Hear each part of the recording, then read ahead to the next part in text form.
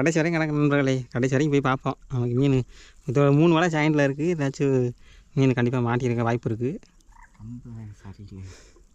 மக்கள் எத்த தண்ணிடா அக்கா மக்கட்டே புறா பறிச்சு போயிடாம பார்த்துக்க. நண்பர்களே பாருங்கள், இவனே கேமரா தெரியான்னு பாரு தெரியுது. நண்பர்களே பாருங்கள், எத்த தண்ணி மீன் பாருங்கள், சரியான சைஸு. சரியான மீன்டா, எப்படியும் ஒரு 1/2 கிலோ தேரும்.